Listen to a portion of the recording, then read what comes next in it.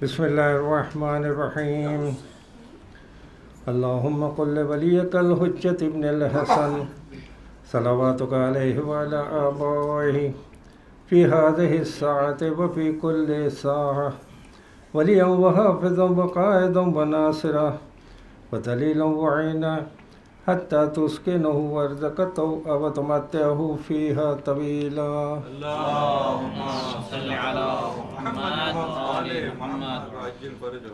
بسم اللہ الرحمن الرحیم روی عن فاطمة الزہراء سلام اللہ علیہا انہا قالت دخل علی ابی رسول اللہ صلی اللہ علیہ وآلہ فی بعض الایام وقال لی یا فاطمة انی لا اجد فی بدنی ضعف وقلت له اعوذ باللہ یا ابت من الضعف وقال لي يا فاطمة ائتني بالكساء اليمني وغطيني به قالت فاطمة سلام الله عليها فأتيته بالكساء وغطيته به فصرت أنظر إليه وإذا وجهه يطلع له نورا كأنه القمر في ليلة تمامه وكماله. اللهم صل على محمد وآل محمد. قالت فاطمة سلام الله عليها وما كانت إلا ساعة وإذا بولد الحسن قد أقبل وقال السلام عليك يا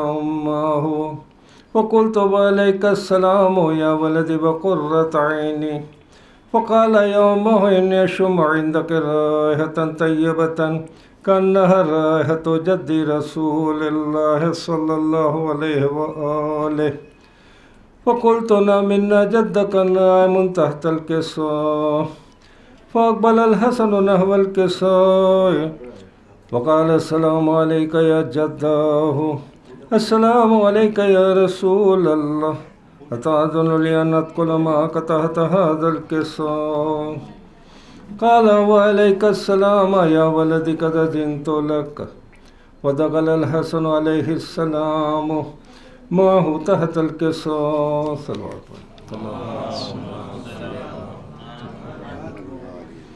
قالت فاطمة سلام الله عليها فما كانت إلا ساعة وإذا بولد الحسين قد أقبل وقال السلام عليك يا أماه وقلت وعليك السلام يا قرة عيني وسمرة فؤادي فقال يا أماه إني أشم عندك رائحة طيبة كأنها رائحة جد رسول الله صلى الله عليه وآله قلت نعم يا بني إن جدك باكك تحت الكساء فأقبل الحسين عليه السلام نحو الكساء وقال السلام عليك يا جداه السلام عليك يا رسول الله أتأذن لي أن أدخل معك تحت هذا الكساء قال وعليك السلام يا ولدي قد أذنت لك ودخل الحسين عليه السلام معه تحت الكساء صلوات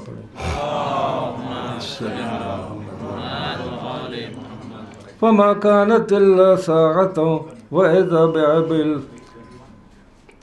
بأبي الحسن علي بن أبي طالب عليه السلام قد أقبل فقال السلام عليك يا بنت رسول الله فقلت وعليك السلام يا ابن أم رسول الله فقال يا فاطمة إني أشم عندك رائحة طيبة كأنها رائحة أخي وابن أم رسول الله فقلت نعم ها هو مع ولديك تحت الكساء فأقبل علي عليه السلام نحو الكساء وقال السلام عليك يا رسول الله السلام عليك يا من اختاره الله أتأذنني أن أدخل معكم تحت هذا الكساء فقال صلى الله عليه وآله وسلم وعليك السلام يا ولي الله يا علي قد أذنت لك ودخل علي عليه السلام معهم تحت الكساء.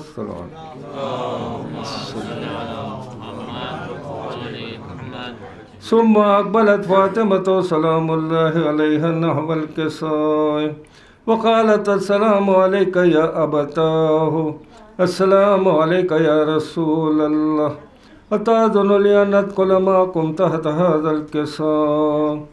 فقال وعليك السلام بضعتي ويا قرة عيني يا فاطمة قد أذنت لك. فدخلت فاطمة معهم تحت الكساء.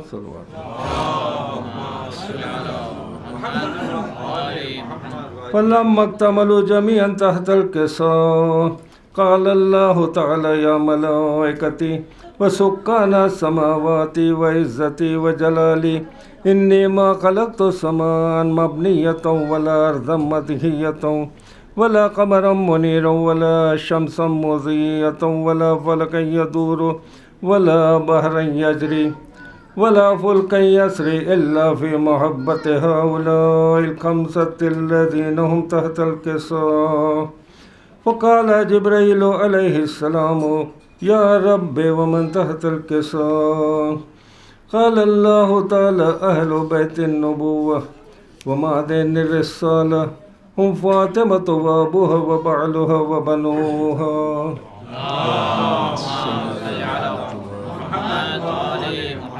فقال جبريل يا رب أتأذن لي أن أهبط إلى الأرض لأكون معهم سادسا؟ قال الله تعالى نعم قد أذنت لك. فهبط الأمين جبريل وأقبل نحو الكساء وقال السلام عليك يا رسول الله السلام عليك يا من اختاره الله إن الله عز وجل يقرؤك السلام ويخصك بالتحية والإكرام ويقول لك وعزتي وجلالي إني ما خلقت سماء مبنية ولا أرضا مدهية ولا قمرا منيرا ولا شمسا مضيئة ولا فلكا يدور ولا بحرا يجري ولا فلكا يسري إلا لأجلكم ومحبتكم. وقد أذن لي أن أدخل معكم تحت هذا الكساء فلتأذن لي أنت يا رسول الله. قال نعم قد أذنت لك.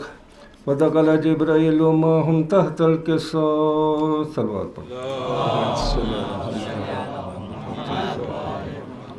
فدخل وقال لهم إن الله عز وجل قد أوحى إليكم يقول إنما يريد الله ليذهب عنكم الرجس أهل البيت ويطهركم تطهيرا.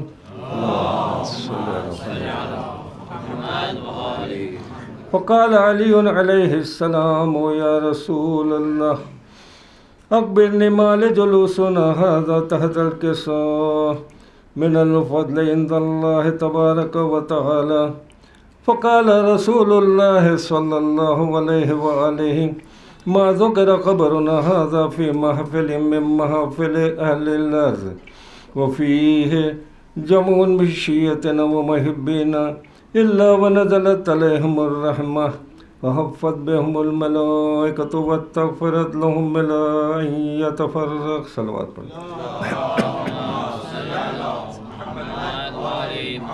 وقال علي إذا والله فدنا وفاض الشيعتنا ورب الكعبة.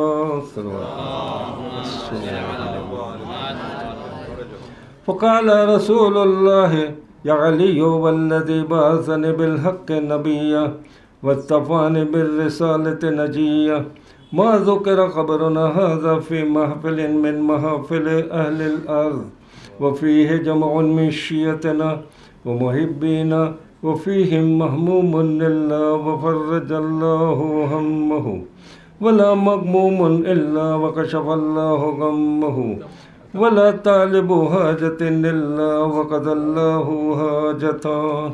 صلوات پڑھیں.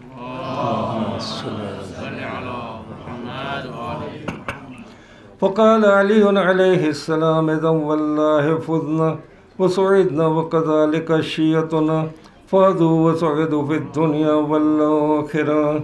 اللهم صل على محمد وآله الطاهرين وارحمنا برحمتك يا أرحم الراحمين. اللهم صل على محمد وآل محمد وعجل فرجهم. رحم اللہ من قرأ الفاتحہ.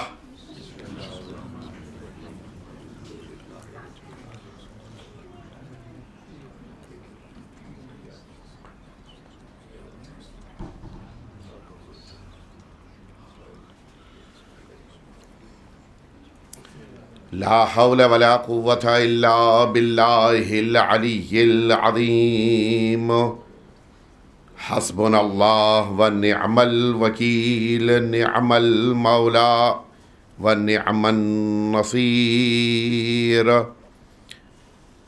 أعوذ بالله من الشيطان الرجيم. بسم الله الرحمن الرحيم.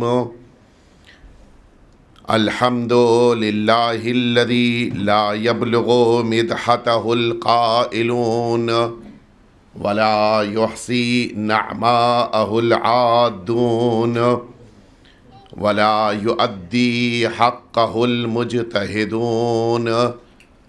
ثم الصلاة والسلام والتحية والإكرام على سيد الأنبياء والمرسلين سيدنا ومولانا أبي القاسم محمد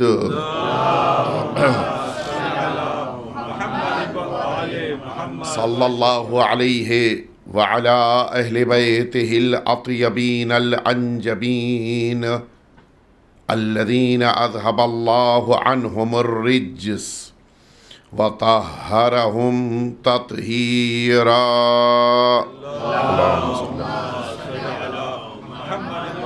لا سيما الإمام المبين بقية الله في الأرضين أرواحنا وأرواح العالمين لتراب مقدمه الفداء واللعنة الدائمة الباقية على أعدائهم أجمعين. أما بعد، فقد قال الله الحكيم في كتابه المبين هو الذي بعث في الأميين رسولا منهم يتلو عليهم آياته ويزكيهم ويعلمهم الكتاب والحكمة. ایک دفعہ مل جل کے صلوات بھیج دیں آپ حضرات.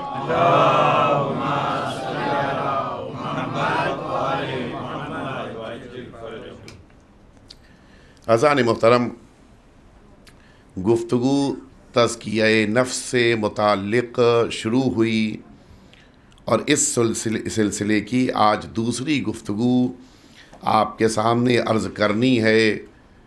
ایک ہماری زندگیوں کا بڑا اہم مرحلہ ہے اور اس طرف ہمیں توجہ دینی ہے. تزکیہ نفس ہر انسان کے لیے ضروری ہے، اور اس تزکیہ نفس کے لیے یہ بھی ضروری ہے کہ انسانوں کو تزکیہ نفس کے لیے متوجہ کرایا جائے. یہ دونوں مرحلے بڑی اہمیت رکھتے ہیں کہ انسان سامنے والے کو بھی متوجہ کرائے اور خود بھی اپنے اندر تزکیہ نفس کے ذریعے سے تبدیلی لے کر آئے.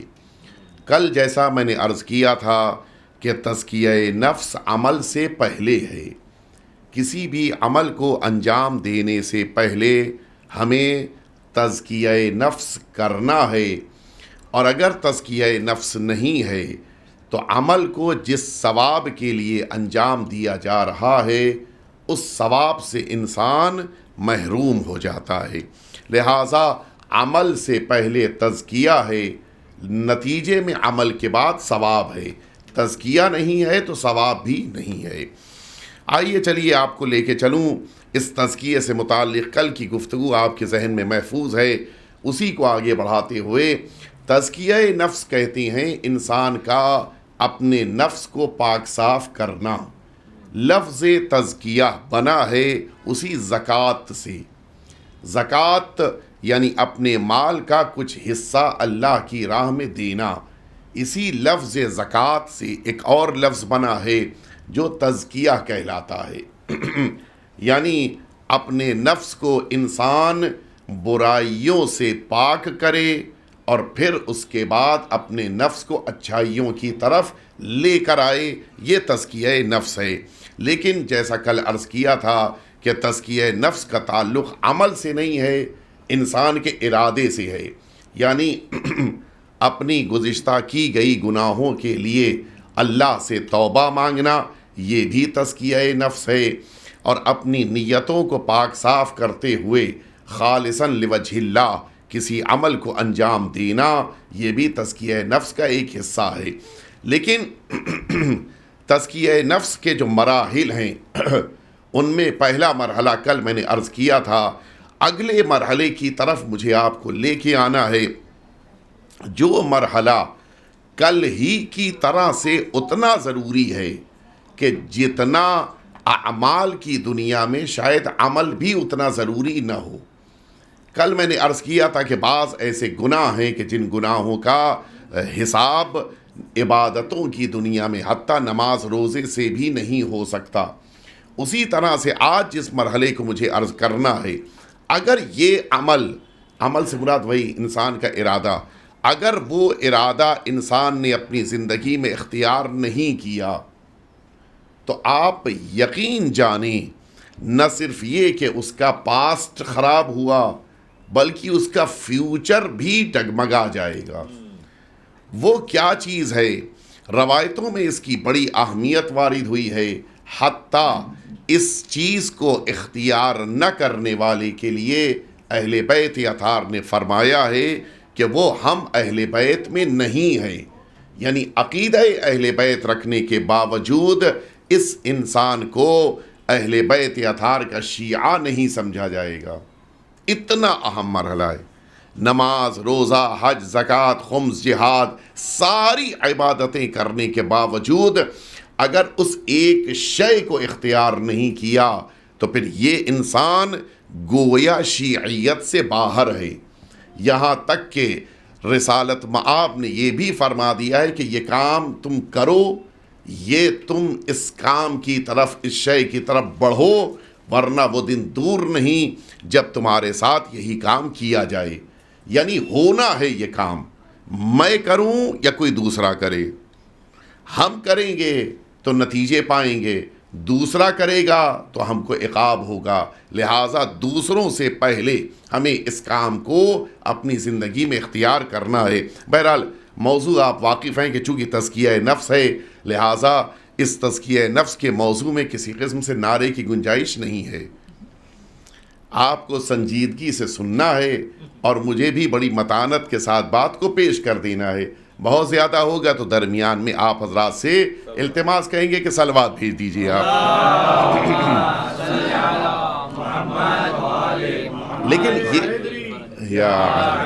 لیکن یہ بھی بہت اہم مرحلہ ہے، یہ توجہ رہے، یہ تزکیہ نفس معمولاً ہمارے درمیان اگنور کر دیا جاتا ہے۔ جیسا میں نے عرض کیا تھا کہ تزکیہ نفس کے لیے اللہ نے اپنے رسول کو بھیجا ہے اور لوگوں کو کتاب اور بقیہ چیزوں کی تعلیم اللہ کے رسول نے بعد میں دی ہے، پہلے ان کے نفسوں کو پاک کیا ہے۔ یزکیہم، اللہ کے رسول کی دوسری ذمہ داری یہی ہے کہ وہ لوگوں کا تزکیہ کریں، لہٰذا یہ نبی کریم کی ذمہ داری ہے کہ جسے ہم سب آج یہاں پر سن اور سمجھ رہے ہیں۔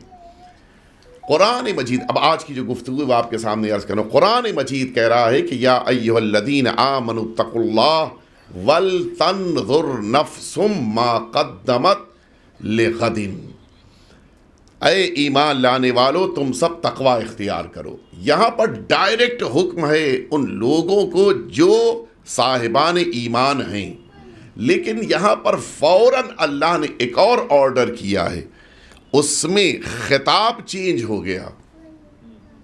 کس سے اللہ کہہ رہا ہے؟ یہ بہت امپورٹنٹ ہے۔ ابھی تک کیا کہا؟ یا ایھا الذین آمنوا اتقوا اللہ، اے ایمان لانے والو تم سب متقی بن جاؤ۔ خطاب مؤمنین سے ہے، لیکن اب اگلا فقرہ جو اسی آیت کا ہے، ایسا بھی نہیں کہ آیت بدل گئی، اسی آیت کا جو اگلا فقرہ ہے وہ کیا ہے؟ وَلْتَنْظُرْ نَفْسٌ مَا قَدَّمَتْ لِغَدٍ، نفس کی ذمہ داری ہے کہ وہ غور کرے کہ وہ اپنے فیوچر کے لیے کیا عمل انجام دینے والا ہے۔ یہاں پر خطاب وَلْتَنْظُرْ، یہ آرڈر ہے نفس کے لیے، یعنی انسان اپنے نفس سے متعلق یہ حکم پروردگار رکھتا ہے کہ وہ اپنے عمل کے لیے جب ارادہ کرے تو اس موقع پر غور کرے کہ اس نے اپنے فیوچر کے لیے کیا تیار کیا ہے۔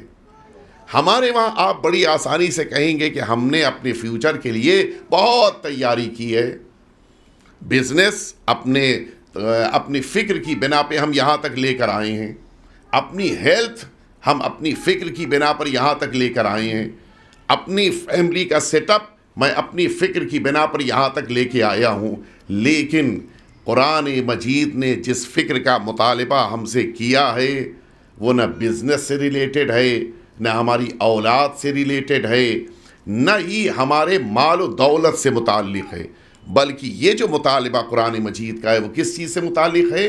مال غدن، کیا چیز کل میدان محشر میں لے کر جانے والے ہو۔ تو اس میدان محشر میں جو انسان لے کر جانے والا ہے وہ نہ اس کا مال ہے، وہ نہ اس کی دولت ہے، نہ اس کے آل اولاد ہیں، بلکہ جو چیز وہ لے کر جا رہا ہے وہ اس کے اعمال ہیں۔ ان اعمال کو جب لے کر میدان محشر میں انسان آ رہا ہے تو اب سوال یہ پیدا ہوتا ہے کہ اس اعمال سے متعلق انسان نے کتنی تیاری کی ہے اور اس کو کس انداز میں اس نے انجام دیا۔ لہٰذا اللہ رب العزت نے یہاں پر مؤمنین کو خطاب نہیں کیا بلکہ مؤمنین کے نفس کو خطاب کیا۔ صرف وجہ ایک ہے، انسان کا اختیار اپنے نفس پر ہے، لیکن کبھی کبھی انسان اپنے نفس کے اختیار میں چلا جاتا ہے۔ اللہ بندے کو یہی متوجہ کرانا چاہ رہا ہے کہ تم نفس کو اپنے قابو میں رکھنا، کبھی نفس کے قابو میں نہ چلے جانا۔ ایسا نہ ہو کہ تم اپنے نفس، اپنے جذبات کی پیروی کرتے ہوئے ان کاموں کو انجام دینے لگ جاؤ کہ جن کاموں سے متعلق اللہ رب العزت راضی نہیں ہے۔ اب یہیں سے وہ ایک باب شروع ہوتا ہے، فکر، ایک باب یہاں سے شروع ہوتا ہے جو تزکیہ نفس کا دوسرا مرحلہ ہے۔ وہ کیا ہے؟ وہ محاسبہ نفس ہے۔ محاسبہ نفس، محاسبہ لفظ بنا ہے حساب سے، حساب یعنی کاؤنٹ کرنا۔ یہ محاسبہ نفس کیا ہے؟ انسان کا اپنے نفس سے متعلق غور کرنا کہ میں نے آج کیا کیا۔ حتیٰ یہ عمل اتنی اہمیت رکھتا ہے کہ ہمارے اور آپ کے ساتھ امام موسی کاظم علیہ السلام مولا کی حدیث ہے کہ آقا نے فرمایا کہ لیس منا من لم یحاسب نفسہ کل یوم، وہ ہم میں سے نہیں ہے جو ہر روز اپنے نفس کا حساب نہ کرے۔ شام کو معمولاً جس موقع کے اوپر بہت سے ایسے افراد ہیں کہ جن کے آفس اور جن کی دکان بند ہونی ہو، شام کو وہ آدھا گھنٹہ 25 منٹ 20 منٹ کا ٹائم دیتے ہیں تاکہ پتہ چلے کہ صبح سے لے کے رات تک ان کا کتنا بزنس ہوا، کتنا پروفٹ ہوا، کتنا لاس ہوا، کتنا مال بچا ہے، کتنا مال بیچ دیا گیا۔ یہ آدھے گھنٹے کا کام ہے کہ جو اکثر دکانوں پہ رات میں ہوتا ہے۔ یہ کام پروردگار چاہتا ہے جو تم نے اپنے بزنس سے متعلق کیا ہے، یہی کام تم رات میں اپنے بستر پہ لیٹنے کے بعد اپنے اعمال سے متعلق بھی کرو۔ نتیجہ کیا ہوگا؟ نتیجہ کچھ اس طرح سے سامنے آئے گا کہ کچھ کام ہوں گے کہ جو اس محاسبے کے بعد انجام پائیں گے۔ میں تعجب کرتا تھا، ہمارے ایک دوست ہیں، ابھی ہیں الحمدللہ انہیں سلامتی دے، وہ رات میں معمولاً ہمیشہ 11 ساڑھے 11 12 بجے ان کا میسج آتا ہے، آج آپ نے فلاں بات کہی تھی، معذرت میں آپ کا یہ کام نہیں کر سکا، میں آپ سے معافی مانگ رہا ہوں۔ آج میں نے آپ سے غصے میں بات کر لی، یہ رات کو 11 بجے کے بعد نارملی ان کا ہمیشہ فون آتا ہے۔ وجہ کیا ہے؟ جب رات میں بستر پہ لیٹنے کے بعد انہوں نے محاسبہ کیا کہ مثلاً شام کو 4 بجے ذکی کا فون آیا تھا، ذکی نے مجھ سے فلاں بات کہی تھی، میں نے نہیں کیا۔ محاسبہ نفس کا ایک بہت بڑا فائدہ یہ ہوتا ہے کہ ہر روز کی برائیوں کا حساب اسی دن رات میں کلیئر ہو جاتا ہے۔ یہ اس لیے ضروری ہے کہ انسان اپنی برائیوں کو ممکن ہے کہ ایک دن یاد رکھے، اگلے دن وہ بھول چکا ہے، اگلے کے اگلے دن تو بالکل اس نے فراموش کر دیا ہے۔ اور اگر 1 سال پیچھے چلے جائیے تو ہمیں جس طرح سے اپنے بچپن کی باتیں یاد نہیں رہتی، اسی طرح سے اپنی زندگی کی برائیاں بھی انسان بھول جاتا ہے۔ اچھائیاں تو اکثر و بیشتر یاد رہتی ہیں، لیکن برائیاں معمولاً انسان بھلا دیتا ہے. لہٰذا یہ محاسبہ نفس ہر روز ہونا چاہیے. محاسبہ نفس کا ایک بہت بڑا فائدہ یہ ہے کہ انسان اگلی زندگی کے لیے پلاننگ کرتا ہے. مجھے کل کیا کرنا ہے.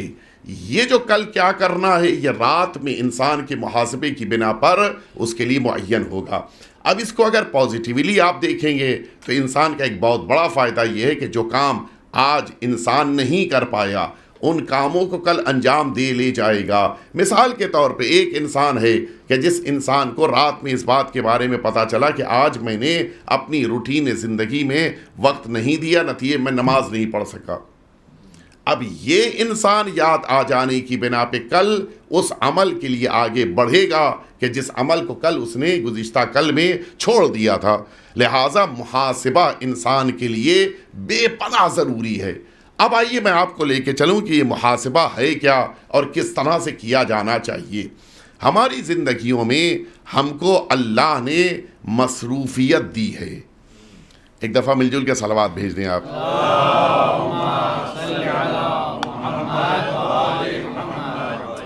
ہم جب بھی اپنی مصروفیت کا ذکر کرتے ہیں شکوہ کرتے ہوئے کرتے ہیں. نہیں پتہ اس لفظ کی طرف آپ متوجہ ہیں یا نہیں. کیا بتائیں مصروفیت زیادہ ہے یہ شکوہ ہے. کیا بتائیں کام بہت زیادہ ہیں. کیا بتائیں بے پناہ ہماری زندگی لائف میں جو ہم بزی ہو گئے. متوجہ ہیں نہیں. یہ شکوہ ہے. کیوں شکوہ ہے؟ ہم مصروفیت کو مصیبت سمجھتے ہیں جبکہ مصروفیت مصیبت نہیں ہے، اللہ کی نعمت ہے. نعمت پر شکر ہونا چاہیے، شکوہ نہیں ہونا چاہیے. کام کرنے کا اللہ نے ہمیں موقع دیا، اس پر شکر ہونا چاہیے. ہم خالی بیٹھے ہوتے نتیجہ یہ ہوتا کہ نہ جانے کتنی مصیبتیں ہمارے پاس خود بخود آنے لگتی. لہٰذا اپنے کو مصروف رکھنے کے لیے اللہ کی بارگاہ میں دعا بھی کرنی چاہیے اور مصروف ہو جانے پر اللہ کی بارگاہ میں شکر بھی بجا لانا چاہیے. ہم لوگ مقام شکوہ میں اس کو استعمال کرتے ہیں، یہ نہیں ہونا چاہیے. اب آئیے یہ بات میں نے کیوں کہی؟ میں نے اس لیے یہ بات کہی کہ جب انسان مصروفیتوں کے درمیان غور کرے تو اب ایک راستہ اس کے پاس بچا ہے، وہ راستہ ہے فکر کا. انسان بہت سے کام انجام دے لیتا ہے اپنی مصروفیت کے درمیان لیکن فکر نہیں کر سکتا. جیسے میں مثال دوں، آپ اس وقت بیٹھے ہیں مجلس کی دنیا میں ہیں، عبادت آپ کر رہے ہیں، لیکن آپ کا دل چاہ رہا ہے کہ آپ ساتھ میں ایک اور عبادت کریں. آپ نے ہاتھ میں خاک شفا کی تسبیح لے لی، آپ کی انگلیوں پر وہ تسبیح کے دانے ہیں، نتیجے میں خاک شفا کی بنا پر آپ کو تسبیح پروردگار کا ثواب بھی ملے گا. لیکن آپ چاہیں کہ میری آواز کو بھی کان سے سنتے رہیں اور زبان سے سبحان اللہ بھی کہتے رہیں، یہ نہیں ہو سکتا. کیوں؟ اس لیے کہ یہ اگر زبان سے آپ کو کچھ کہنا ہو تو اپنی فکر کو استعمال کرنا ہوگا. فکر ایک وقت میں ایک طرف جا سکتی ہے، دو طرف نہیں جا سکتی. اب نتیجہ یہ ہے کہ آپ اپنی فکر کی دنیا میں جب مصروف ہوں گے تو پھر یہ محاسبہ نفس نہیں کر سکتے. محاسبہ نفس کرنے کے لیے، اپنے نفس کو تولنے کے لیے آپ کے پاس فرصت چاہیے. اور بڑا پیارا ایکسکیوز ہے ہم سب کے پاس کہ ہمارے پاس ٹائم ہی نہیں ہے، ہمارے پاس فرصت ہی نہیں ہے. جبکہ حقیقت یہ ہے کہ اگر ہم اپنی زندگیوں پر غور کریں تو 24 گھنٹے میں شاید ممکن ہے کہ 8 10 12 گھنٹے ہم بزی ہوں، بقیہ آدھا دن ہم مصروف نہیں ہوتے. لیکن ہم سمجھتے ہیں کہ مصروف ہیں. کیوں؟ اس لیے کہ ہم نے اپنی فکر کو استعمال نہیں کیا.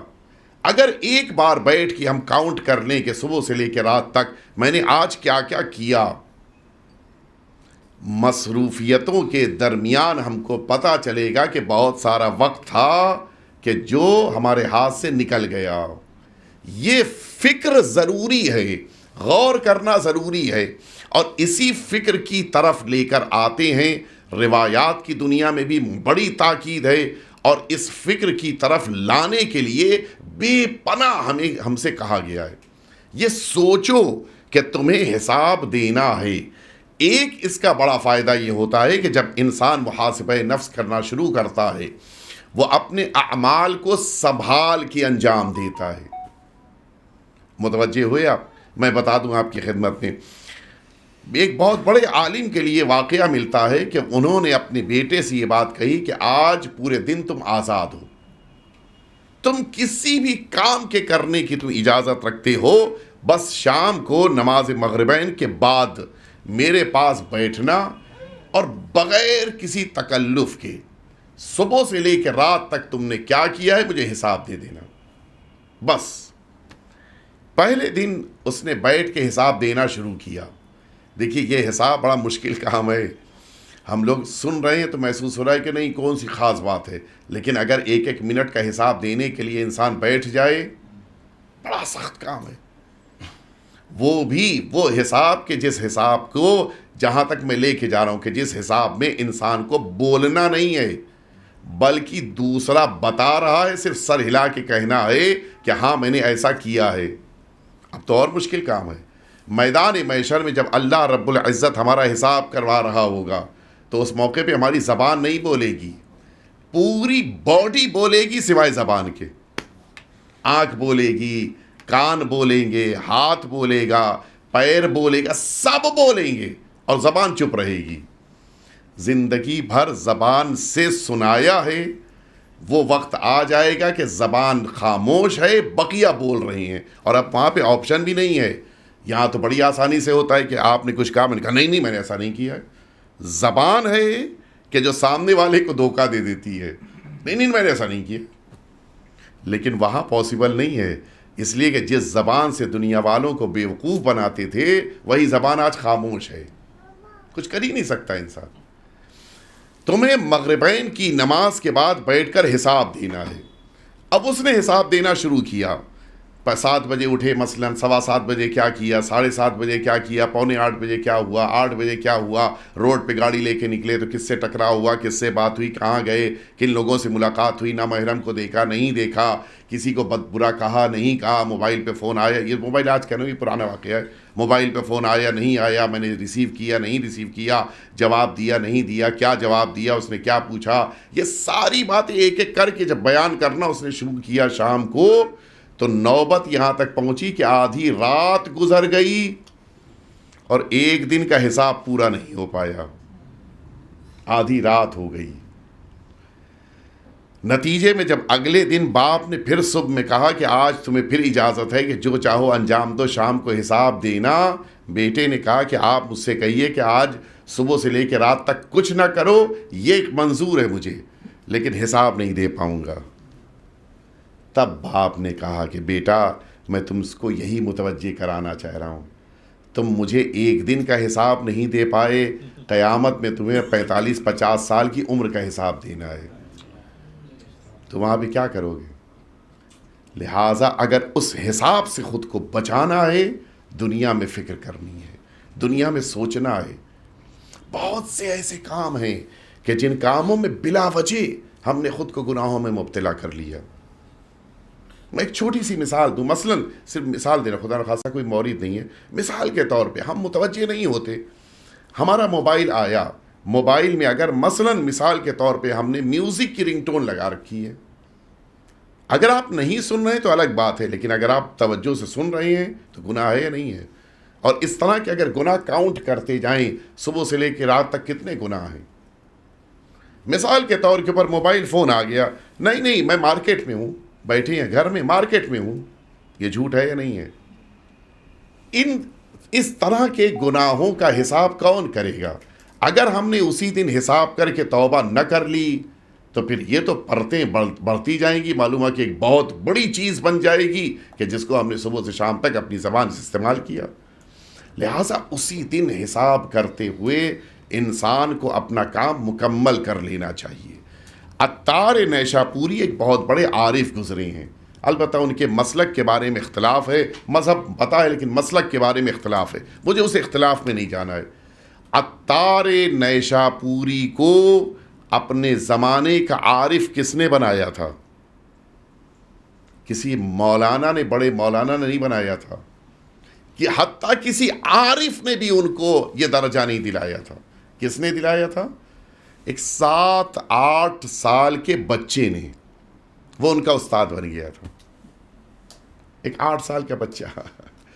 ہماری سوسائٹی میں 8 سال کا بچہ ہمیں کچھ سکھا سکتا ہے؟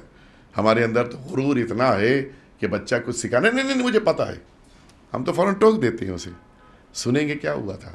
ایک بچہ بیٹھا اور رو رہا تھا. عطار نیشا پوری جو ایک کامن مین تھے، وہ تو بعد میں عارف بنے اس واقعے کے بعد. بیٹھے ہوئے تھے عطار نیشا پوری اور دیکھا انہوں نے کہ ایک بچہ رو رہا ہے. خیریت کیوں رو رہے ہو، کیا ہو گیا تمہیں؟ اس بچے نے کہا کہ مجھ کو اس زمانے سے شروع ہو گیا تھا یہاں، ہم آج اسکول گئے تھے اور آج ہماری ٹیچر نے ہم کو ہوم ورک دیا تھا، ہم نے اس ہوم ورک کو پورا نہیں کیا ہے، اور کل صبح، اب وقت رات میں بچا نہیں ہے، کل صبح میں، اس زمانے میں لائٹ وغیرہ کا انتظام اتنا نہیں تھا، تو نارملی انسان سورج ڈوبنے سے پہلے اپنے کاموں کو نپٹا لیتا تھا. بہت زیادہ ضروری ہوتا تھا کام تو پھر وہ اپنا شمع جلا کر اور لالٹین کے ذریعے سے کام کر لیا جاتا تھا، لیکن لکھنے پڑھنے کا کام نارملی سورج ڈوبنے سے پہلے ہو جاتا تھا مکمل. کہ میں نے آج اپنا ہوم ورک پورا نہیں کیا ہے اور کل صبح مجھے جانا ہے، ٹیچر کے سامنے بیٹھنا ہے اور حساب دینا ہے. میں اس لیے رو رہا ہوں کہ جن کاموں کو میری ٹیچر نے میرے حوالے کیا تھا ان کاموں کو میں پورا نہیں کر سکا ہوں. بس یہی ایک جملہ تھا جس نے عطار نیشا پوری کو ایک عام انسان سے نکال کر زمانے کا عارف بنا دیا. بیٹھ کر یہ پوری رات روئے کہ جب ایک بچے کے اندر اتنی معرفت ہے کہ ٹیچر کے دیے ہوئے ہوم ورک کو انجام دے اور اگلے دن لے جا کے ٹیچر کے سامنے پیش کرے، تو پھر اس سے زیادہ معرفت تو ہمارے اندر ہونی چاہیے کہ میرے پروردگار نے کچھ ذمہ داریاں ہماری گردن پہ ڈالی ہیں، ان ذمہ داریوں کو اگر ہم نے پورا نہیں کیا تو یہ بچہ تو پھر بھی اگلے دن جائے گا، بہانہ کر سکتا ہے کہ میں بیمار ہو گیا تھا اس لیے میں ہوم ورک نہیں کر سکا.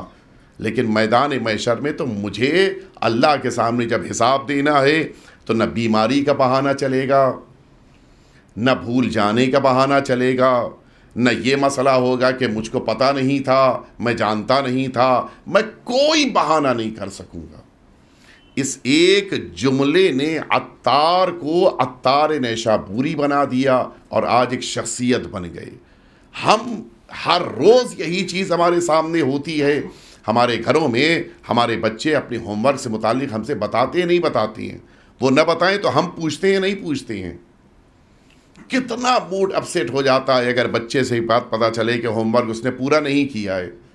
بچہ ہوم ورک نہیں کرتا تو ہمیں غصہ آتا ہے.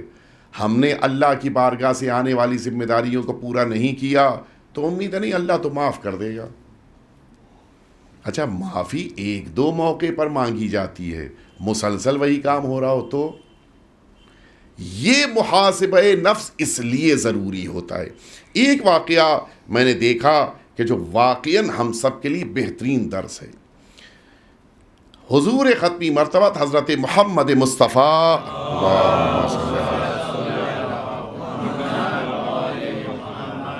آپ نے ایک بار، میں نے مجھے یاد پڑا ہے باندرا مسجد میں ہی تقریر کی تھی، مجھے 5 مجلس پڑھی تھی یا 10 مجھے یاد نہیں ہے، کہ حضور اکرم کی تربیت کا انداز کیا تھا. مختلف طریقوں سے حضور اکرم نے اپنے اصحاب کی تربیت کی ہے، اور بہت سارے اوقات رسالت مآب نے اپنے اصحاب کی تربیت عملی طور پر کی ہے، پریکٹیکلی، زبان سے نہیں، پریکٹیکلی تربیت کی. اور اس کے بہت سے موارد تھے جو میں نے بیان کیے تھے، مجھے ان سب کو دہرانے کی ضرورت نہیں ہے، لیکن ایک مورد آج آپ کے سامنے عرض کرنا ہے کہ کس طرح سے حضور اکرم نے عملی طور پر پریکٹیکلی کسی چیز کو اپنے اصحاب کو سمجھایا. ہوا کیا، رسالت مآب کے 2 اصحاب، اچھا جانتے ہیں کہ اب درجات بھی الگ الگ ہیں، جناب سلمان فارسی اور جناب ابو ذر غفاری، ان دونوں کے درجے الگ الگ ہیں. جناب سلمان کا درجہ سب سے بلند ہے، اس درجے تک کوئی صحابی نہیں پہنچا. جناب ابو ذر غفاری کے بارے میں اختلاف ہے، 6 یا 7 درجے کے اوپر تھے، اس میں اختلاف ہے. جناب ابو ذر کا وہ درجہ نہیں ہے جو جناب سلمان فارسی کا ہے. اس کے باوجود یہ جو 6 یا 7 درجے تک جناب ابو ذر پہنچے، وہ رسول اللہ کی ایک تربیت کی وجہ سے، ایک تربیت. ایک مال کسی جگہ سے ملا تھا، رسول اللہ نے اپنے اصحاب میں بانٹ دیا، یہ بھی رسول اللہ کا کرم ہے کہ اس عمل کے اختیار کرنے کے لیے کس کا انتخاب کیا۔ مال بانٹ دیا اور بٹ جانے کے بعد اپنے یہ دو اصحاب جناب سلمان جناب ابو ذر، حضور اکرم نے ان دونوں کو بلایا اور آپ نے فرمایا کہ میں پریکٹیکلی تم لوگوں کو کچھ سکھانا چاہتا ہوں۔ فرمائیے کہ میں تم لوگوں کے لیے ایک پتھر کو گرم کروا دیتا ہوں۔ اس زمانے میں پتھر کا گرم کرنا بہت مشکل کام نہیں تھا، آگ کہیں کے اوپر بھی ہو اس کے پاس میں اگر پتھر کو قرار دیا جائے تو پتھر گرم ہو جاتا ہے۔ اتنا گرم کروایا کہ اس کے اوپر کچھ دیر کے لیے کوئی انسان کھڑا رہ سکے، پتھر گرم ہو گیا۔ اس کے بعد جناب سلمان اور جناب ابو ذر سے کہا کہ تم دونوں آؤ اس پتھر پہ کھڑے ہو کر یہ حساب دو کہ جو مال تمہیں ملا تھا اس کو تم نے خرچ کہاں کیا۔ جناب سلمان بڑی آسانی سے آئے، پتھر کے اوپر کھڑے ہوئے، یا رسول اللہ میں وہ مال لے کے گیا، مدینے کے اطراف میں جو فقیر بیٹھے تھے ان کے درمیان بانٹ دیا، یہ کہہ کے نیچے آ گئے، ختم ہو گیا، مال ختم، بات ختم، مال بٹ گیا، بات ختم ہو گئی، پتھر سے اتر آئے۔ جناب ابو ذر نے اس مال کو، جیسے ہم ہوتا ہے ہمارے ساتھ کہ پیٹرول اتنے میں ڈلوانا ہے اور فلاں کو اتنا پیسہ دینا ہے اور کام والے کو اتنا پیسہ دینا ہے اور آفس میں اتنا خرچ کرنا ہے، وہ پورا ان کا لمبا چوڑا حساب تھا۔ جناب ابو ذر اب جو دوبارہ وہ پتھر گرم کیا گیا اور اس پتھر پہ لا کے جناب ابو ذر کے سامنے رکھا گیا اور ابو ذر اس پہ کھڑے ہوئے، اور اب جو شروع ہوئے تو پہلے تو دونوں پیر ان کے پتھر پہ رکھے تھے، پھر وہ کچھ دیر کے لیے ایک پیر اٹھتا تھا، دوسرا رہتا تھا پتھر پہ، پھر وہ اٹھاتے تھے، دوسرا رکھتے تھے۔ دھیرے دھیرے نوبت یہاں تک پہنچی کہ انہوں نے گھبرا کے کہا کہ یا رسول اللہ یا تو حساب نہ لیجئے یا پتھر سے اتروا دیجئے، میں پتھر پہ کھڑے رہ کر حساب نہیں دے سکتا۔ حضور اکرم نے وہاں پر دو جملے فرمائے بڑے قیمتی ہیں۔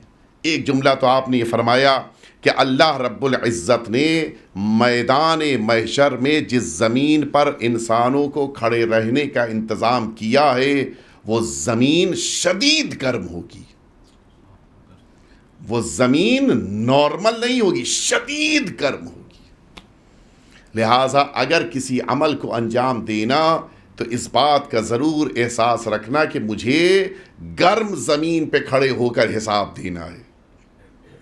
دوسری وجہ جو رسول اللہ نے فرمایا، اس سے آگے بڑھ کر میں ابھی اس کی طرف واپس آؤں گا، انسان جب ایک وقت میں دو کام کرے، غور کیجئے گا آپ، تو انسان کے لیے اپنی زبان سے واقع ہونے والے حادثے کے خلاف بولنا مشکل ہوتا ہے۔ میں اس جملے کو سمجھا دوں یہ بات میں نے کیوں کہی۔ مثال کے طور پہ اگر ایک ساتھ دو کام آپ کر رہے ہوں، مثلاً ٹی وی کے اوپر خبر بھی سن رہے ہیں، کانوں میں آواز جا رہی ہو، اور اسی درمیان مثلاً آپ زبان سے موبائل کے اوپر بات بھی کر رہے ہوں، اگر آپ ٹی وی پر کچھ سن رہے ہیں اور موبائل پر بات بھی کر رہے ہیں تو آپ غلط تو بول سکتے ہیں، جھوٹ نہیں بول سکتے۔ میرے لفظوں پہ غور کیا؟ یہ ہو سکتا ہے کہ آپ کچھ کا کچھ کہہ جائیں، مثلاً کہنا ہے آپ کو کہ میں نے کھانا کھایا، آپ کہیں کہ میں نے پانی کھایا، یہ آپ کہہ سکتے ہیں، غلط بول سکتے ہیں لیکن جھوٹ نہیں بول پائیں گے۔ یعنی ایسا نہیں ہو سکتا کہ آپ نے کھانا کھایا ہے، آپ کہیں میں نے بریانی کھائی ہے جبکہ آپ نے روٹی کھائی ہے، جھوٹ نہیں بول سکتے۔ جب انسان ایک وقت میں دو طرف اپنی توجہ رکھتا ہے تو جھوٹ بولنا اس کے لیے پاسبل نہیں ہوتا۔ حضور اکرم نے اسی انسانی نفسیات کو استعمال کرتے ہوئے جناب ابو ذر کو پتھر، وہ بھی جو گرم پتھر ہے، اس پہ کھڑا کیا۔ یہ جب انسان اپنے پیر کو اٹھا رہا ہے تو آدھی توجہ اس کی کس طرف ہے؟ پیر کی طرف، جھوٹ نہیں بول سکتا۔ اچھا، جناب ابو ذر سچے ہیں، آپ جانتے ہیں رسول اللہ نے فرمایا ہے کہ ان سے زیادہ سچے پر آسمان نے سایہ نہیں کیا، زمین نے ان کا بوجھ نہیں اٹھایا، ان سے زیادہ سچے کا، اتنے سچے ہیں۔ لیکن ایسی شخصیت کو بھی آزمانے کے لیے گرم پتھر کو قرار دیا رسول اللہ نے۔ آپ نے کچھ توجہ فرمائی؟ یہ ساری چیزیں دنیا میں ہیں کہ دھوکہ دے لیا جائے۔ جب انسان میدان محشر میں اللہ کے سامنے کھڑا ہوگا تو دھوکہ دینے کا تصور نہیں ہے۔ لہٰذا یہ تربیت کی دنیا میں بڑی اہمیت رکھتی ہے چیز کہ انسان اپنے نفس کا محاسبہ کرے، اس نے یہ کام کیا تو کہاں پر کیا، کس طرح سے کیا، کن لوگوں کے ساتھ کیا، حتیٰ مال کو بھی اگر خرچ کیا کس طرح سے خرچ کیا اور کن لوگوں پر خرچ کیا۔ ہماری زندگیوں میں ایک بہت بڑا مسئلہ جو مال کے ساتھ ہے، میں صرف اس لیے کہہ رہا ہوں تاکہ ہماری فکریں اس طرف بھی چلی جائیں، ہم لوگ اپنے مال کو حلال کرنے کے لیے کبھی کبھی کچھ اچھائیاں انجام دے لیتے ہیں تاکہ اسی مال کے ایک پارٹ کو جب حرام کام میں استعمال کیا جائے تو یہ مال ہمارے لیے پاک ہو جائے۔ جیسے مثال کے طور پر انسان نے کسی مال کو مثلاً حرام طریقے سے حاصل کیا ہے، سوچتا ہے کہ میں اسی مال سے زیارت پہ چلا جاؤں، جو مال بچ جائے گا وہ پاک ہو جائے گا۔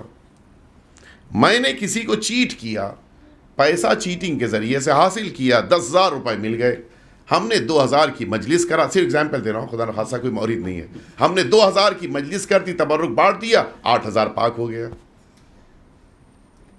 ہمارا وہ 8,000 حرام ہے تو حرام ہی رہے گا۔ ہماری چیریٹیز کی بنا پہ حرام مال حلال نہیں ہو سکتا۔ صرف ایک راستہ ہے، وہ راستہ خمس کا ہے کہ جہاں پر حرام مال حلال میں مخلوط ہو جائے اور ہمیں پتہ نہیں ہے، ہم جانتے نہیں ہیں کہ یہ حرام مال کس کا ہے، ہم جانتے نہیں ہیں کہ حرام مال کا اماؤنٹ کتنا ہے، وہاں پہ صرف ایک راستہ ہے اور کوئی طریقہ نہیں ہے کہ جس طریقے سے حرام کو حلال بنایا جا سکے۔ کسی سے چھینا ہوا مال ہمارے پاس 2 سال نہیں 200 سال بھی رکھا رہے، وہ اسی کا رہے گا، ہمارا نہیں ہو سکتا۔ 200 سال بھی آپ اپنی جنریشن میں رکھ دیجئے، وہ رکھا رہے گا، وہ آپ کا نہیں ہو سکتا جب تک وہ اپنی زبان سے اجازت نہ دے دے۔ لہٰذا بہت زیادہ احتیاط کرنی چاہیے، خاص طور سے اس مال کے مسئلے میں، اور یہ تبھی ممکن ہے کہ جب انسان آ کر بیٹھے، اپنا محاسبہ کرے، محاسبہ نفس کرے، اپنے بارے میں غور کرے، اور جب یہ غور کرنا شروع کرتا ہے تب جا کر انسان اپنے مال کو حلال بناتا ہے۔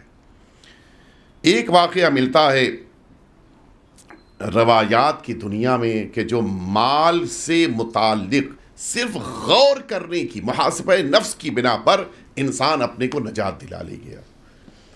ایک ایسا انسان کہ جس کے گھر میں سارا مال حرام کا تھا، یہ بہت بڑا مسئلہ ہوتا ہے، اس پہ غور کیجئے گا۔ آدھا مال حرام ہے، بڑی آسانی سے بچا لے جاتا ہے انسان اپنے کو، لیکن اگر سارا مال حرام ہو بڑی مشکل چیز ہے۔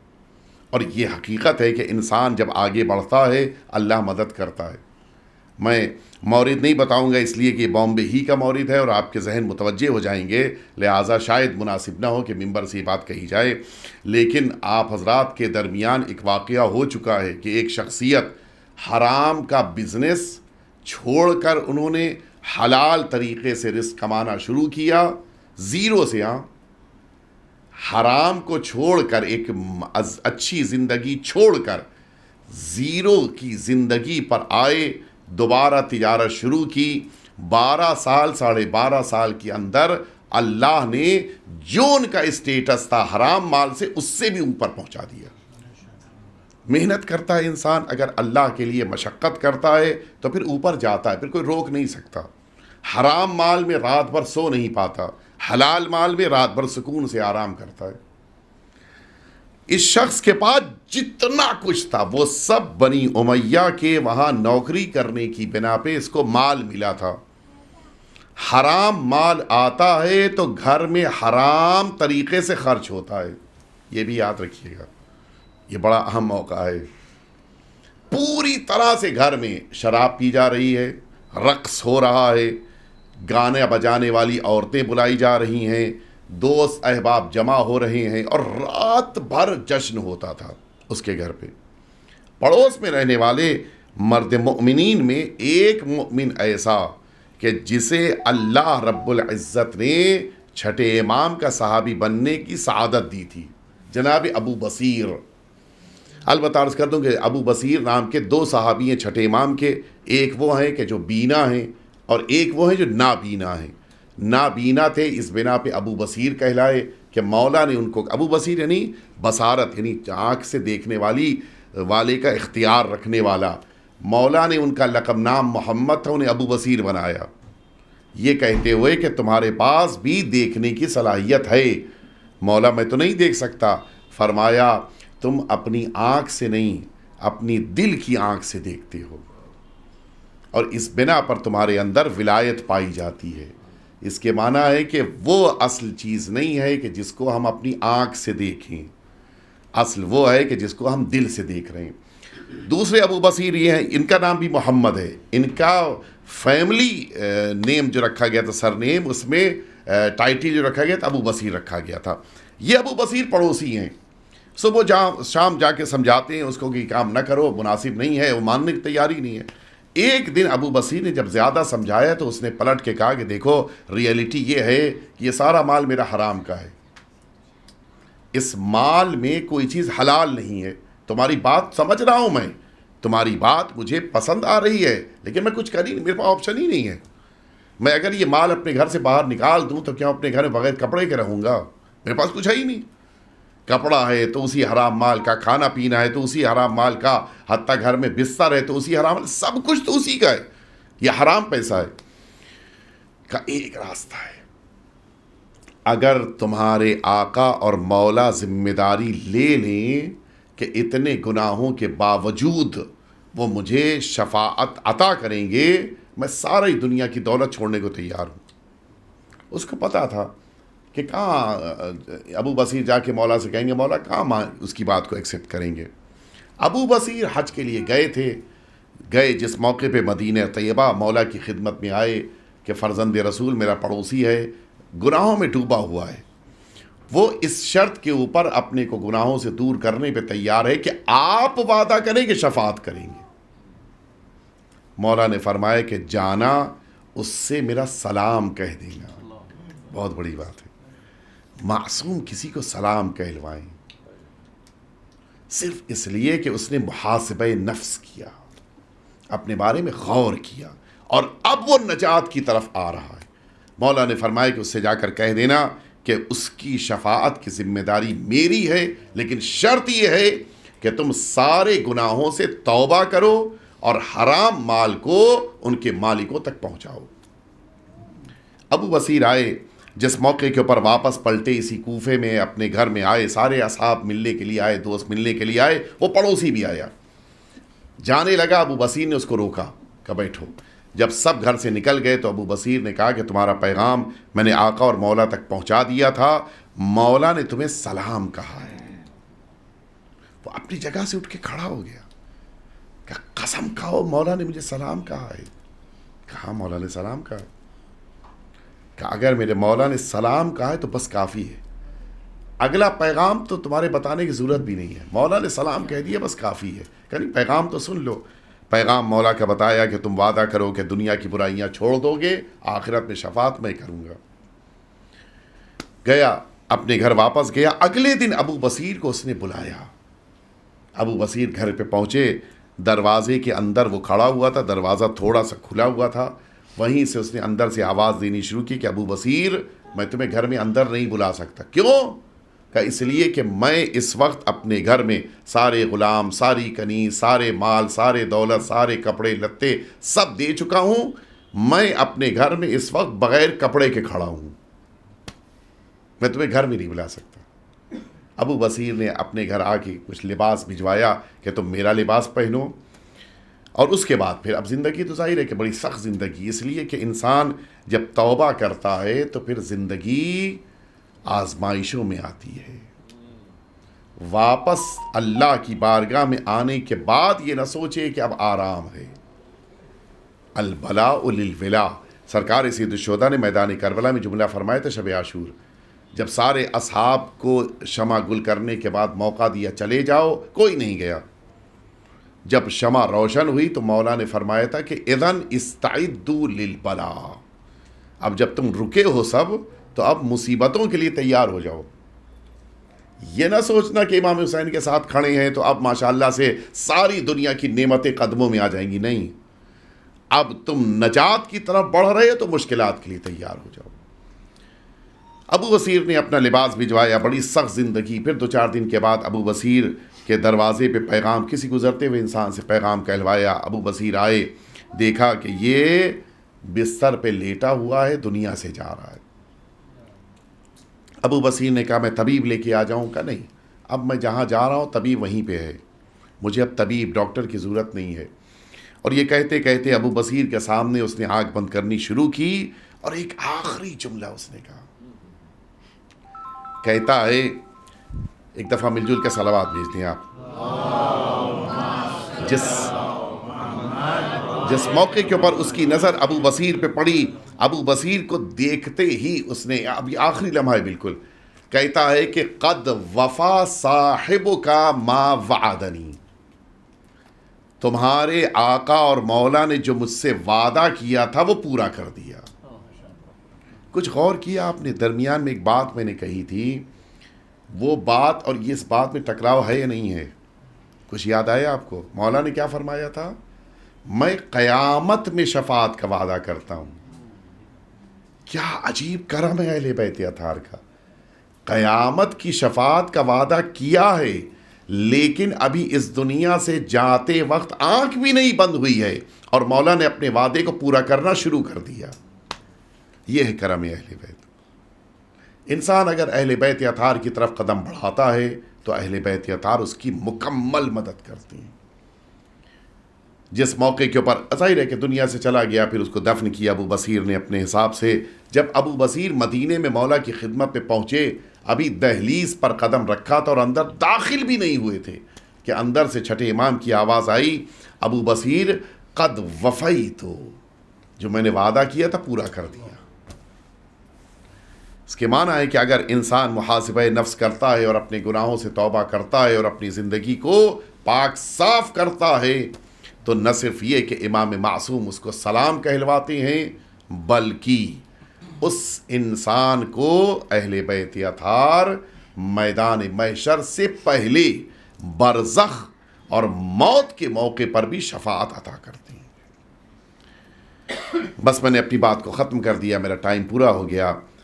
کچھ اگر آپ غور کریں، سرکار سید الشہداء کے پاس مکمل اختیار تھا، چاہتے تو اختیار کو استعمال کرتے اور جناب زہیر ابن قین کو آپ اس اختیار کی بنا پر میدان کربلا لے آتے.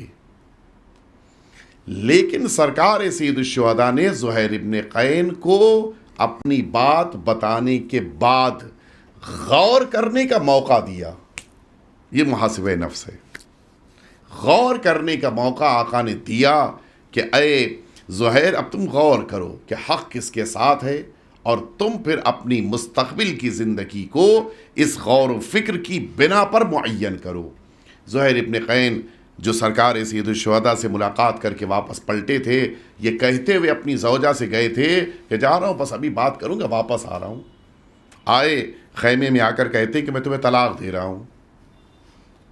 وہ تو حیرت میں پڑ گئی، کیا ہو گیا؟ کہا اس لیے کہ میں مرنے جا رہا ہوں، میں اب امام حسین کے ساتھ شہادت دینے جا رہا ہوں. ابھی تو تم جا کر ملنے پہ تیار نہیں تھے، اب مل کے آئے ہو تو مرنے جا رہے ہو. کہا میں نے سوچ لیا کہ اس وقت حق ہے تو امیر المؤمنین اور زہرا کے لاڈلے حسین کے ساتھ ہے، میں خود کو قربان کر دوں گا. طلاق کیوں دے رہے ہو؟ کہا صرف اس لیے تاکہ تم یہاں سے اپنی آزاد زندگی گزارو، تمہیں اس بات کا خدشہ نہ ہو کہ تمہیں اب میری خدمت کرنی ہے. البتہ اب یہاں سے روایت میں اختلاف ہے، مجھے اس اختلاف کی طرف نہیں جانا ہے کہ طلاق دی گئی یا نہیں طلاق دی گئی، لیکن یہ طے ہے، مسلمات میں ہے کہ زہیر ابن قین کی زوجہ میدان کربلا میں تھیں. اس لیے کہ کربلا کے واقعات کو نقل کرنے والی خواتین میں ایک جناب زہیر ابن قین کی زوجہ بھی ہے. تو بہرحال میدان کربلا تک آپ آئی ہیں اور اس کے بعد آپ نے واقعات کو نقل کیا ہے. اسیر نہیں تھیں. اسرا میں جناب زہیر ابن قین کی زوجہ کا ذکر نہیں ملتا. جناب زہیر ابن قین کو امام حسین نے سوچنے کا موقع دیا، لیکن گفتگو کے بعد موقع دیا، اور جناب حر کو رات بھر سوچنے کا موقع دیا. اسی لیے علماء نے لکھا ہے کہ ایک رات کی مہلت امام حسین نے مانگی تو ہے، لیکن یہ ایک رات کی مہلت لی نہیں ہے، یہ مہلت دی ہے، تاکہ فکر کے ذریعے، محاسبہ نفس کے ذریعے انسان اپنے وقت کے امام کی بارگاہ تک آ جائے۔ جناب زہیر ابن قین آپ واقف ہیں کہ ان کا تعلق امام حسین کی فکر اور امام حسین کی ولایت سے نہیں تھا، یہ غیروں میں سے تھے۔ لیکن ایک جملہ جناب زہیر ابن قین جب امام حسین کے ساتھ آ گئے تو صبح عاشور کا ایک جملہ بڑا قیمتی ہے۔ جناب زہیر ابن قین نے جس وقت جناب عباس کو اپنی تلوار پہ صیقل کرتے ہوئے دیکھا، جناب زہیر ابن قین نے آ کر ایک جملہ کہا۔ اس جملے سے یہ پتہ چلتا ہے کہ زہیر ابن قین تک یہ بات غیر خیمے میں ہونے کے باوجود اس لیے پہنچی کہ امیر المؤمنین کی یہ بات سب کو پتہ تھی۔ جناب زہیر ابن قین نے آ کر جناب عباس ہی جملہ کہا کہ عباس، جانتے ہو تمہارے لیے کیوں علی نے تمنا کی تھی؟ تمہارے لیے صرف اس لیے تمنا کی تھی تاکہ تم کربلا میں علی کے بیٹے حسین کی طرف سے دفاع کرو۔ یہ جملہ سننا تھا کہ مقتل کی لفظیں ہیں کہ جناب عباس اپنی جگہ سے کھڑے ہو گئے، اور اس موقع پر آپ گھوڑے پر سوار ہوئے اور اس انداز میں آپ نے اپنے پیر گھوڑے کی زین میں قرار دیے کہ زین ٹوٹ گئی، اور آپ نے یہ جملہ فرمایا تھا کہ اتشجعنی یا زہیر، زہیر کیا مجھے جوش دلا رہے ہو؟ تمہیں پتہ ہے کہ عباس نے زندگی میں بچپن سے کیا دعا کی ہے؟ میں نے آج اسی دن کے لیے اپنے پروردگار سے زندگی مانگی تھی۔ اور اس کے بعد جملہ فرماتے کہ اے زہیر، تم بس اتنا کر دو کہ میرے مولا حسین سے مجھے اجازت دلا دو، مجھے اجازت مل جائے کہ میں میدان کربلا میں جاؤں اور جا کر پھر اپنی شجاعت کے جوہر دکھا سکوں۔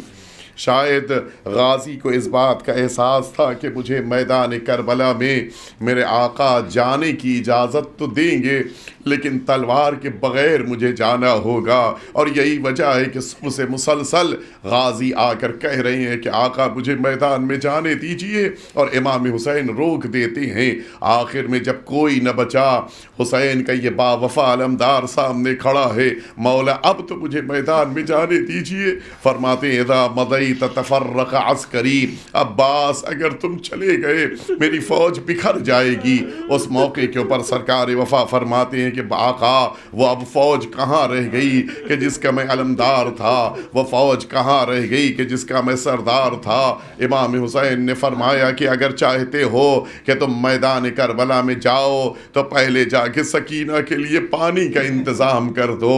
ننھی سی بچی ہے، اپنے مشکیزے کو اپنے چچا کے حوالے کیا، سرکار وفا میدان کربلا کی طرف چلے۔ لیکن عجیب عالم ہے، امام حسین نے تلوار کو اپنے پاس محفوظ رکھ لیا ہے۔ غازی تم پانی لینے جا رہے، جنگ کرنے نہیں جا رہے ہو، اور ادھر دشمن کی نظر بھی دیکھ رہی ہے کہ عباس خالی ہاتھ آ رہے ہیں، ہاتھ میں علم اور مشکیزہ ہے لیکن تلوار نہیں ہے۔ لیکن اس کے باوجود کسی میں ہمت نہیں ہے کہ سامنے آ کے کھڑا ہو جائے۔ غازی کی نگاہوں کا روب اتنا تھا کہ دشمن کی فوج جناب عباس سے بھاگ رہی تھی۔ آئے میدان کربلا میں نہر فرات تک پہنچے، مشکیزے کو پانی سے بھرا، غازی نے واپس پلٹنا شروع کیا۔ لیکن سنو عزاداروں، اب جو دشمن کی فوجوں نے سمجھ لیا کہ غازی پانی لے کے واپس جا رہے ہیں، چھپی ہوئی فوج جو جگہ جگہ کے اوپر چھپائی گئی تھیں، انہیں یہ ذمہ داری دی گئی کہ تم سب مل کر عباس پہ حملے شروع کرو۔ سنیں آپ، گھوڑوں کے پیچھے سے اب جو حملے کرنے شروع کیے، جناب عباس کا داہنا بازو قلم ہوا۔ غازی نے آواز دی کہ انقطعتم یمینی، اگر تم سب میرے داہنے ہاتھ کو بھی قلم کر دو پھر بھی میں اپنے آقا کی حمایت سے ہاتھ نہیں کھینچوں گا۔ بائیں ہاتھ میں مشکیزہ اور علم ہے، اور ادھر اب بائیں ہاتھ پہ بھی جو حملہ ہوا، اور اب جو سرکار غازی کا یہ ہاتھ زمین پہ آیا، غازی نے مشکیزے کو اپنے دہن کے حوالے کیا، علم مبارک ہے جو زمین پہ آ چکا ہے۔ لیکن اب جو دشمنوں نے محسوس کیا کہ دونوں بازو کٹ جانے کے بعد باوجود غازی کے قدم نہیں رک رہے ہیں. کیا کیا جائے؟ جتنے بھی تیر انداز سے ان سب کو جمع کیا گیا اور یہ حکم دیا گیا کہ تم سب اس مشکیزے کی طرف تیر روانہ کرو. سنیں عزاداروں، اب جو ایک تیر مشکیزے پہ آ کے لگا، پانی بہنا شروع ہوا، غازی کی ساری امیدیں ٹوٹ گئیں. اور اب جو غازی نے اپنے اس گھوڑے کو دوبارہ نہر فرات کی طرف گھمایا، عزاداروں وہی لمحہ تھا کہ جب غازی کی آنکھ میں ایک تیر آ کے لگا. غازی کی ایک آنکھ میں تیر لگ چکا ہے. ایک انسان جب آنکھ میں کچھ پڑ جاتا ہے اسے کیسے صاف کرتا ہے؟ ممکن تبھی ہوتا ہے جب دونوں ہاتھ سلامت ہوں. غازی کیا کرے؟ آنکھ میں تیر ہے لیکن سجائی بھی نہیں دے رہا ہے. غازی نے گھوڑے پر بیٹھے ہوئے اپنے دونوں زانوؤں کو جمع کیا اور اب جو جھک کے چاہا کہ اس تیر کو زانوؤں میں دبا کے نکال دیں، اسی لمحے میں ایک شقی نے ایک ایسا گرز سر مبارک پہ مارا. غازی زمین کربلا کی طرف روانہ ہوئے. اب ساری امید ٹوٹ چکی تھی. اپنے آقا اور مولا کو آواز دیتی ہیں، اے آقا اپنے عباس کی مدد کے لیے آئیے. اور حسین اب جو نکلے جگہ جگہ پہ لڑکھڑاتے ہوئے آواز دے رہے تھے، عباس تمہارے بعد میری کمر ٹوٹ گئی.